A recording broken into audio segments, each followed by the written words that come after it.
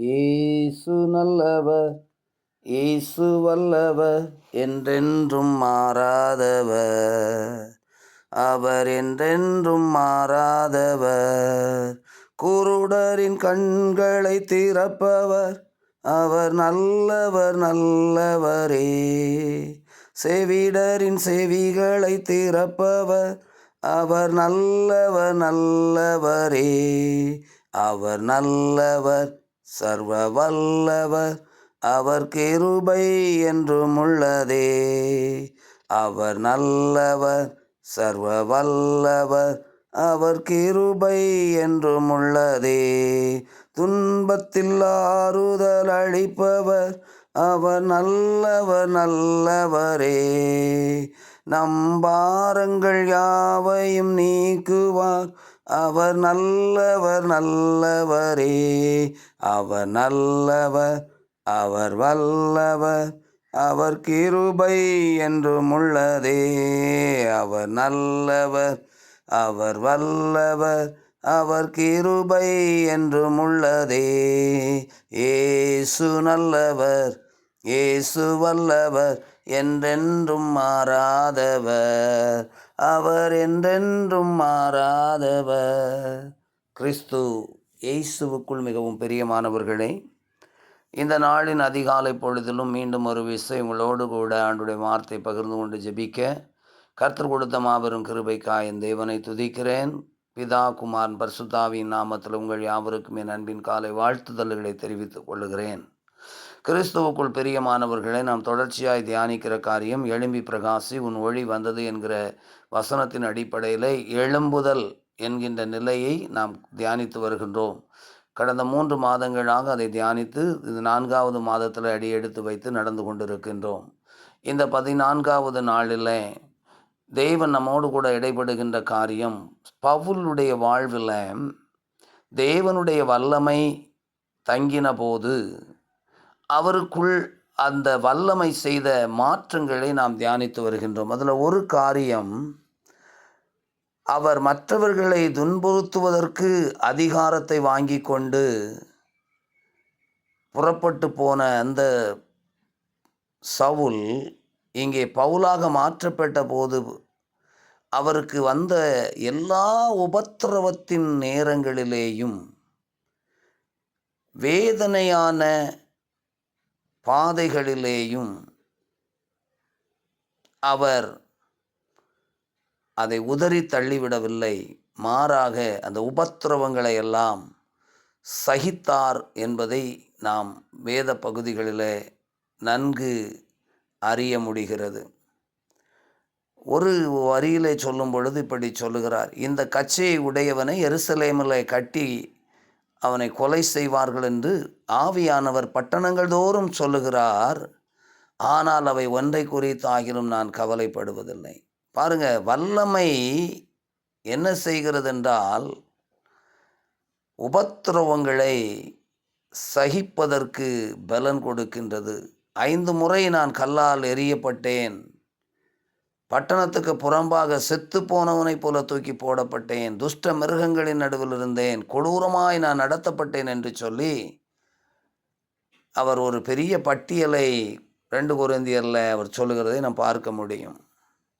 எனக்கு அன்பான தேவனுடைய பிள்ளைகளே, தேவனுடைய வல்லமை ஒரு மனிதனை பாடுகளை சகிப்பதற்கு வழி நடத்துகிறது என்று சொன்னால் அது எவ்விதத்திலேயும் குறைவில்லாத ஒன்றாக இருக்கும்.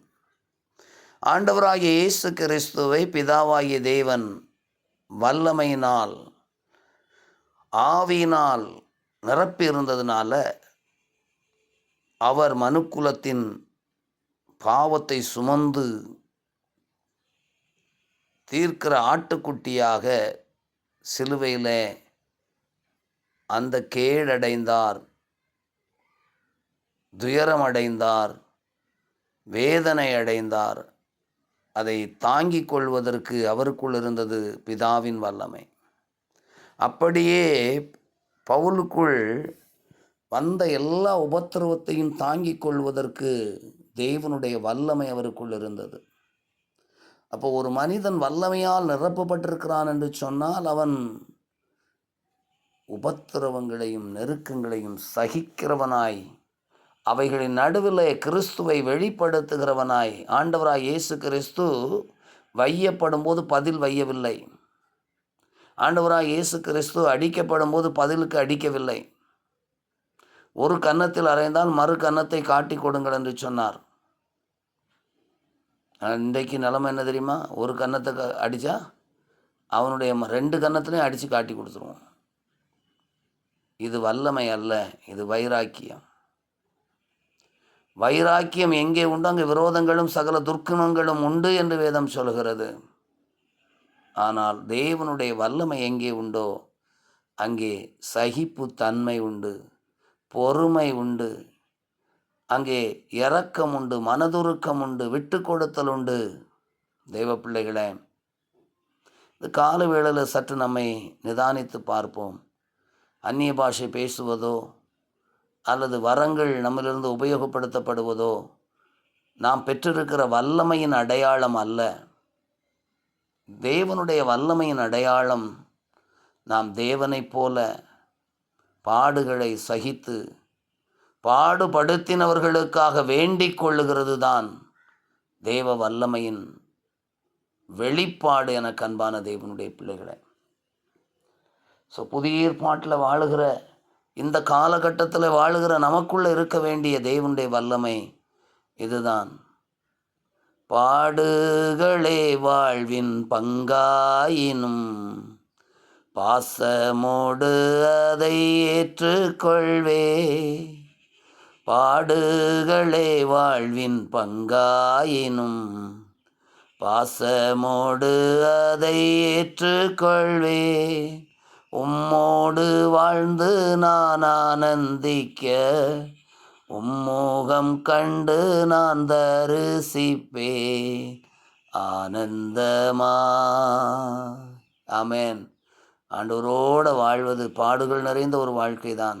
அதான் ஆண்டவர் இயேசு சொன்னார், என்னை பின்பற்றி வர விரும்பினால் தன்னைத்தான் வெறுத்து தன் சிலுவை எடுத்துக்கொண்டு என்னை பின்பற்றி வர கடவன் என்று சொல்லி. எனக்கு அன்பான தேவனுடைய பிள்ளைகளை, இயேசுவின் அடிச்சுவடுகளை பின்பற்றின சவுல் அந்த வல்லமை தனக்குள் இருக்கிறதை தன்னுடைய வாழ்வில் வந்த எல்லா உபத்திரவத்திலையும் வெளிப்படுத்தி தான் தேவனுடைய வல்லமையால் நிரப்பப்பட்டவன் என்பதை சாட்சியாய் வெளிப்படுத்தினார். நாமும் அப்படி செய்வோம். ஆண்டவர் அதற்குரிய பலத்தை நமக்கு தரும்படி, வல்லமையை நமக்கு தரும்படி நாம் காத்திருந்து வல்லமையை பெற்றுக்கொள்ளுவோம். அன்பின் பரலோக பிதாவே, இந்த அருமையான நாளின் கால வேளையிலும் கூட பவுல் உம்மை அறிந்தது மாத்திரம் அல்ல, உம்முடைய வல்லமையை பெற்றுக்கொண்டதனுடைய வெளிப்பாடாக தன்னுடைய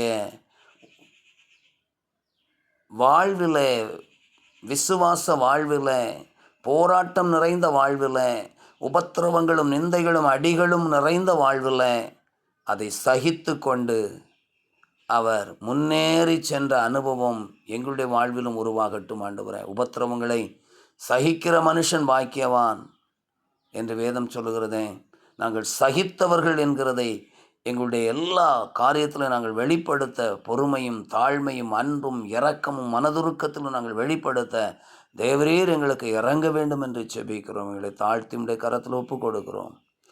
ஆசீர்வதித்து இந்த கால வேளையில் தகுதிப்படுத்துவீராக. இந்த வார்த்தைகளை கேட்கிற நம்முடைய பிள்ளைகளை ஆசீர்வதியுமப்பா. எல்லா காரியங்களிலையும் பொறுமையாக இருப்பதற்கு, நெருக்கங்களை, துன்பங்களை, துயரங்களை சகித்து முன்னேறி செல்லுகிறதற்கு ஆண்டவர் உதவி செய்ய வேண்டும் என்று செபிக்கிறோம். இயேசு கிறிஸ்துவின் நாமத்தில் ஜெபங்கேளும் அன்பின் பிதாவே, ஆமென். என் ஆத்துமாவே கர்த்தரை ஸ்தோத்திரி, என் முழு உள்ளமே அவருடைய பரிசுத்த நாமத்தை ஸ்தோத்திரி. என் ஆத்துமாவே கர்த்தரை ஸ்தோத்திரி, கர்த்தர் செய்த சகல உபகாரங்களை மறவாதே. ஆமென். God bless you. இந்த வார்த்தைகளை கேளுங்கள், ஜெபியுங்கள், மற்றவர்களுக்கும் தெரியப்படுத்துங்கள். God bless you. Amen. Amen.